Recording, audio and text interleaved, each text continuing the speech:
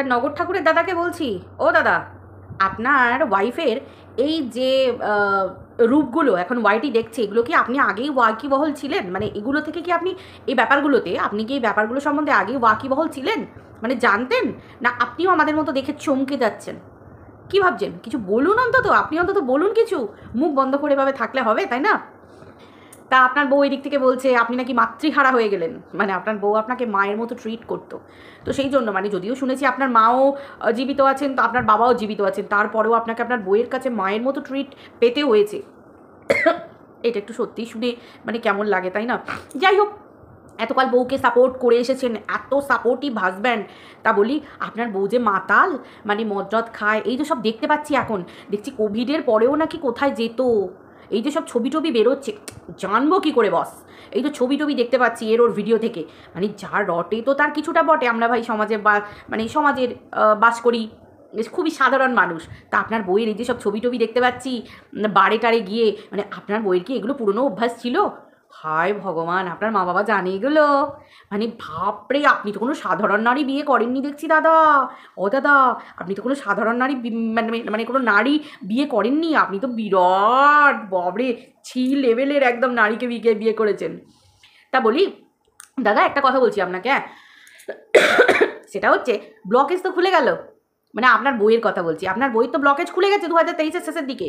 তা ব্লকেজ খুলে যাবার পর এই আপনি একদিকে, আপনার বউ একদিকে, তাহলে বাচ্চা কাচ্চা হইবে কেমনে? মানে পাবলিকের কাছে ধরা পড়লো 2023-এ ব্লকেজ খুলে গেছে, ফ্যালোপিয়ান টিউবের ব্লকেজ। আমি কিচ্ছু জানি না, সব গোলমালিয়ে যাচ্ছে। ফ্যালোপিয়ান টিউব ব্লকেজ খুলে গেছে 2023-এ। পাবলিক জানতো না, কাউকে জানতো না। দুদিন আগে শিশি বোতল ভাঙা নিয়ে, টিন ভাঙা, লোহা ভাঙা নিয়ে বসে আমাদেরকে বলেছে 2023-এ ব্লকেজ খুলে গেছে। খুলে গেছে। তাহলে এই নাটকটা করার মানে কি? ব্লকেজ খুলে যাবার পরে বউ একদিকে বর একদিকে, তো বাচ্চা কেমনে হইবে? এই ব্যাপারটা না খুব খটখট করছে, আমাকে খটখট করছে। এই সময় অশান্তি, এই সময় ঝামেলা, এই সময়ই সব কিছু ধরা পড়লো। ধরা তো পড়ার কথা ছিলই। তারপরে এটা তো দাদাকে নিয়ে গেল, এটা খুব বড় কোয়েশ্চেন, কিন্তু বন্ধুরা তোমরা এই কোয়েশ্চেনটা কিন্তু মাথার মধ্যে রাখো। আমি যে ব্যাপারটা বললাম এটা তোমরা নোট করো, ঠিক আছে? এই ব্যাপারটা যে ব্লকেজ খুলে গেল, পাবলিক বলছে তুমি বাচ্চা নাও। দুদিন আগে বললো আমার প্রচুর হাগা হয়েছে, প্রচুর বমি হয়েছে, এত কষ্ট পাইছি যে আমার বাচ্চা লাগবে না। এবার পাবলিক বলবে সরি, যে তুমি বাচ্চা নাও। তার থেকে বড় কথা, একটা কি করা যাক, এখন হাজব্যান্ড একদিকে, বউ একদিকে, ঠিক আছে? তার মাঝে তো আছে বাবান, বাবান গো, বাবান, এই ডাকটা আছে, বাবানের ডাক শুনেছি। তো চলো, খুব ভালো কথা, সেটাও হলো। এটাও পাবলিক বলছে যে লাত খেয়েছে, লাত তো অবশ্যই ভাই খেয়েছে, অবশ্যই খেয়েছে, পরিষ্কার কথা। অমন সাদা সিধে শিবের মতো লোক, মানে এতদিন যাকে বলে এসেছে শিবের মতো লোক বর, সে ছি বলে দিয়েছে। সে বলেছে সব সামান ঘর থেকে নিয়ে চলে যাও, ঘর পুরো ফাঁকা করে দাও। মানে আমাদের নতুন বৌদি যদি আসে তো আসবে, বুঝতে পেরেছো? আমাদের নতুন বৌদি গো, দাদারে নতুন বৌদি আসবে, ঠিক আছে? দাদাকে নতুন বৌদি আসবে, ঠিক আছে, খুব ভালো কথা। ডিভোর্সও বলেছে দিয়ে দেবে, তবে অধিকার নেবে বলেছে, এমনি এমনি না। টাকা যে ফ্ল্যাটটায় আছে সেই ফ্ল্যাটটা পুরো ওর নামে কিনে দিতে হবে, মানে নিজের একদম আটঘাট। তো তোমাদের কি মনে হয় অমন দর কষা মেয়ে ছেলে, তোমাদের কি মনে হয় এমনি এমনি ছেড়ে দেবে? সে ঘুরে বালি, শ্বশুর শাশুড়ির মুখে ভাত দেয় না। কত ঢপ করে মিথ্যে কথা বলে আমার ফ্যাটি লিভার আছে, আমার ডিহাইড্রেশন হচ্ছে, আমার এই হচ্ছে ওই হচ্ছে, আমার কষ্ট হচ্ছে। যারা ফ্যাটি লিভার আছে আজকে একবার কষা মাংসটা দেখে যাও। ফ্যাটি লিভারের জন্য মদ খাবে না গো, ফ্যাটি লিভারের জন্য বেবি মদ খায় না, কিন্তু ফ্যাটি লিভারের জন্যে তেল দেয়া এতটা চর্বি ছিল, ঠিক এতটা চর্বি দেয়া খাসি মাংস খেয়েছে। ভাবো একবার, মানে এ কত মিথ্যে কথা বলে না, কত পাবলিককে বোকা বানায়। আর এর যে ভিউয়াররা একে দেখে, তাদের তো মানে কি বলবো ভাই, চু বানিয়ে দেয়, বোকা চু বানিয়ে দেয় পুরো একদম।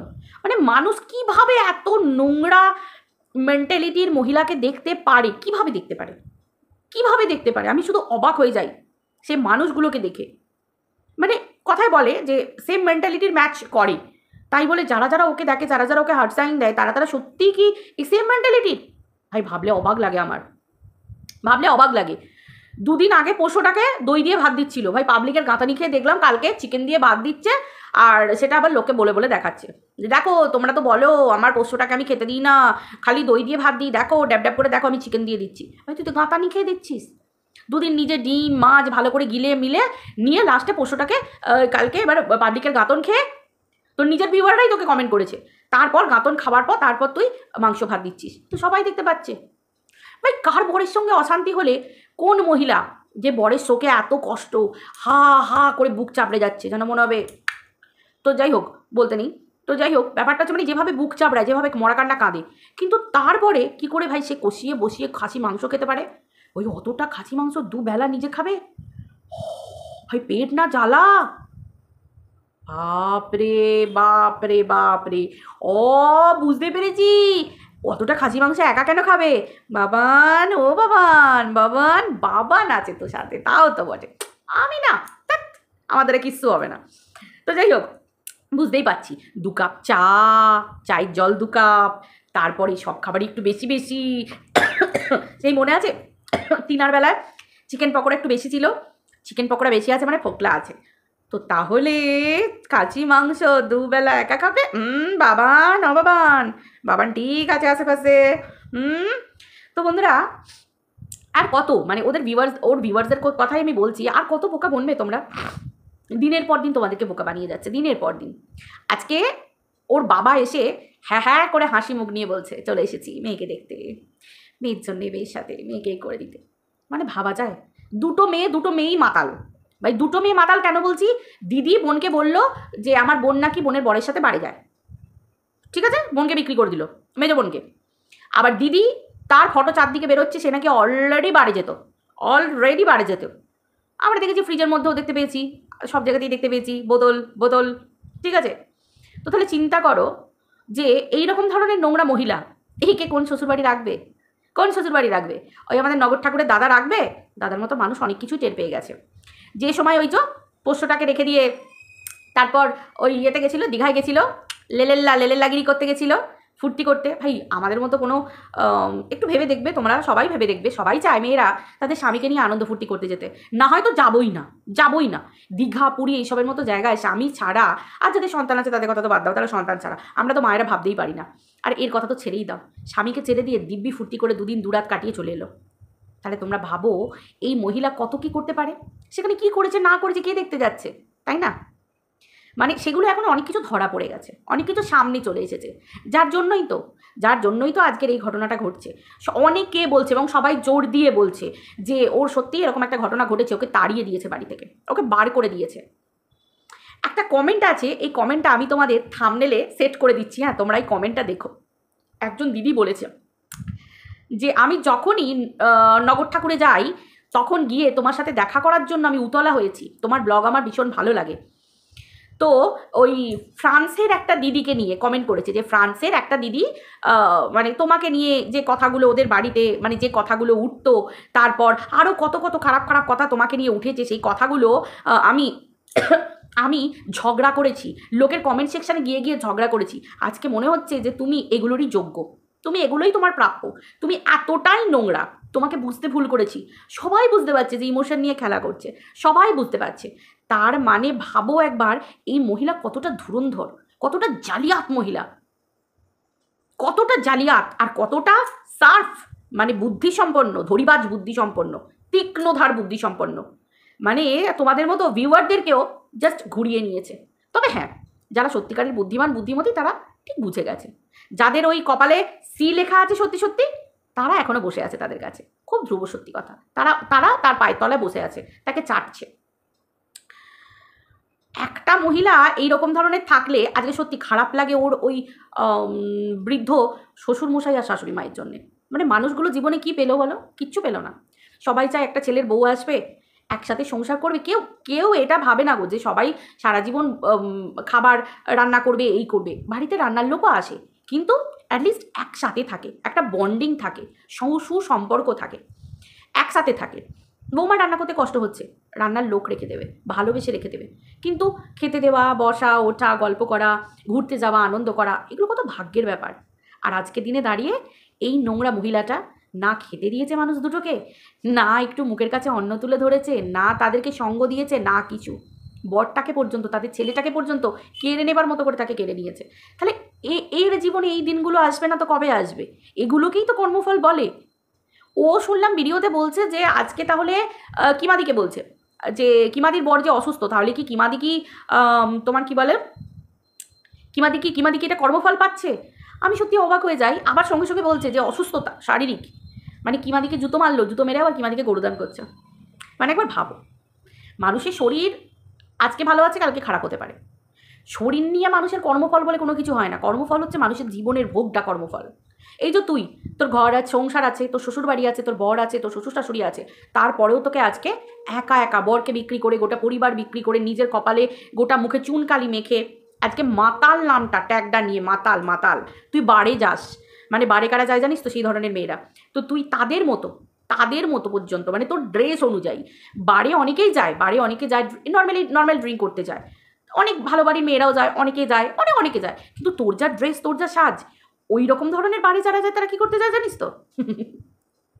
ওই যারা ড্রিঙ্ক করতে যায় তাদের কথা আমি বলছি না, তুই কি করতে যাস তোর সাজগোজ দেখলে বুঝতে পারা যায়। তা যাই হোক, সেটা সেই জন্য নিজের গেট আপটা অ্যাটলিস্ট ঠিক রাখতে হয়, মানে নিজের হুলিয়াটা পাবলিক যেন ভুল না ভেবে ফেলে, রাস্তায় গেলে কেউ যেন হাত ধরে না টেনে ভুল করে নিয়ে চলে যায়, সেটা নিজেকে ঠিক রাখতে হয়। তো তোর কর্মফলটা ভাব, তুই জীবনে কি পেলি? আর যেটা বলছিলাম যে এর বাবা সত্যি মানে কি বলবো, মানে পয়সা দিয়ে যে মেয়ে হাতে রেখে দিয়েছে সেটা এর বাবাকে দেখলে বুঝতে পারা যায়। দু মেয়ে মাতাল, দু মেয়েরই চরিত্র এরকম, মানে এরকম ধরনের, তারপরেও সেই বাবা কি করে হাসতে হাসতে ক্যামেরার সামনে আসে, আমি অবাক হয়ে যাই। মানে এইরকম ধরনের মেয়ে আমাদের বাবা মা হলে বোধহয় বলতো যে তোর মুখদর্শনই করবো না। সত্যি কথা বলো, তোমাদের বাবা মা যারা ভদ্রবাড়ির ভদ্রস্থ বাবা মা, মানে সত্যি সত্যি বাবা মার মধ্যেও ভদ্রস্থ থাকে গো। কারণ কিছু বাবা মা পয়সার জন্য ছেলে মেয়েকে মানে উৎসাহ দেয় যে ঠিক আছে ছেলে মেয়ে যত নোংরামি করবে হাতে পয়সা পাওয়া নিয়ে বড় কথা। আর প্রকৃত যারা মা বাবা তারা সন্তানকে না ঠিক জায়গায় গালে একটি ঠাস করে চড় মেরে ঠিক জায়গাটা দেখিয়ে দেবে। কিন্তু এর বাবাকেই প্রথম দেখলাম ভিডিও সামনে এসে দাঁত বার করে এরকম করতে। জঘন্য, অতীব জঘন্য মহিলা, চূড়ান্ত নোংরা। আজকে সত্যি যে পাড়ার লোকেরা, ওই কমেন্টটা আমি তোমাদেরকে দিয়ে দিচ্ছি, কমেন্টটা দেখে নাও। পাড়ার লোকেরা একে নিয়ে কত নোংরা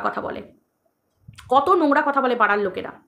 তার মানে পাড়ার লোকেরা পর্যন্ত জানে এ কতটা নোংরা, এর কীর্তি কর্ম কাজ সব কিছু পাড়ার লোকেরা জানে। আজকে পাড়া থেকে পর্যন্ত বিতাড়িত, দুদিন আগে হাই করে বলছিল না, বুক চাপড়ে মরা কান্নাকে দে, যে পাড়ার লোকেরা পর্যন্ত বলছে যে তোমার সাথে আমাদের বাড়ির বইয়েরা মিশলে তোমার মতো নোংরা হয়ে যাবে। তার মানে কমেন্টটাতে এই দিদিটা লিখেছে, তোমরা দেখো, যে পাড়ার লোকেরা পর্যন্ত ওকে নিয়ে নোংরা কথা বলে। কেন বলবে না? তারা তো কীর্তিকলাপ জানে, তার জন্য আজকে এরিয়া থেকে বিতাড়িত হতে হয়েছে।